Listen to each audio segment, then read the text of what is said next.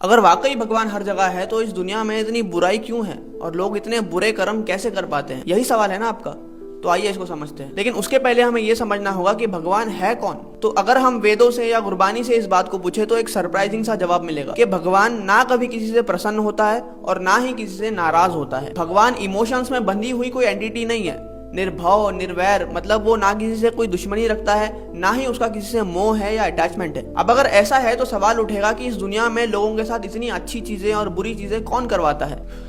तो यूं समझिए कि भगवान ने इस डेवलपमेंट में, जिसे हम संसार कहते हैं, और उसके भी छोटे से कण बराबर की हमारी दुनिया में एक कोड की प्रोग्रामिंग फिट कर दी है। मतलब एक नियम लागू कर दिया है, जिसे ऋग्वेद में कहते हैं रतः और गुरबानी इसे कहती है हुक्म। और नियम यह है कि इस दुनिया का हर जीव, चाहे वो कोई आम इंसान हो, कोई महापुरुष हो या कोई अवतार ही क्यों ना हो, जो भी इस दुनिया में जन्म लेगा उसका एक इनविजिबल अकाउंट होगा, जिसे गुरबानी के टर्म्स में कर्म लेखा कहा जाता है। जिसके तहत हर एक्शन जो आपकी सोल इस बॉडी के थ्रू करती है वो दो पार्ट्स में डिवाइड होता है, सुकृत या कुकृत, यानी कि अच्छा कर्म या बुरा कर्म। क्योंकि भगवान ने हर इंसान को अपने कर्म डिसाइड करने की पूरी छूट दे रखी है, इसीलिए हम इस भूमि को कर्म भूमि कहते हैं। और यही कर्मों का ट्रांजैक्शन है जो हर समय हर कोई हर जगह पे कर रहा है, बिना ये जाने कि हर अच्छा और बुरा फैसला जो आप कर रहे हो वो घूम के किसी ना किसी दिन आप पे ही आएगा। इसी को गुरबानी कहती है, मंदा चंगा आपना आपे ही कीता पावना। लेकिन जैसे हमने पहले बात करी थी, ये कर्मों का अकाउंट आपकी बॉडी से अटैच नहीं है, आपकी सोल से अटैच है। तो इसलिए उसे संचित कर्म कहते हैं, यानी कि बैलेंस कर्म। और उसके अकॉर्डिंग जो लाइफ आप जीते हो, जो अच्छा या बुरा आपके साथ हो रहा है, वो है आपका प्रारब्ध कर्म। और जब तक आप अच्छे या बुरे कर्म करते रहोगे, ये ट्रांजैक्शन चलता रहेगा। इसीलिए अध्यात्म का सारा ज्ञान आपको सिर्फ ये समझाने के लिए है कि वो प्रभु जिसने ये खेल बनाई है, जिसे हम अलग अलग नामों से पुकारते हैं, अगर हम अपने सारे कर्म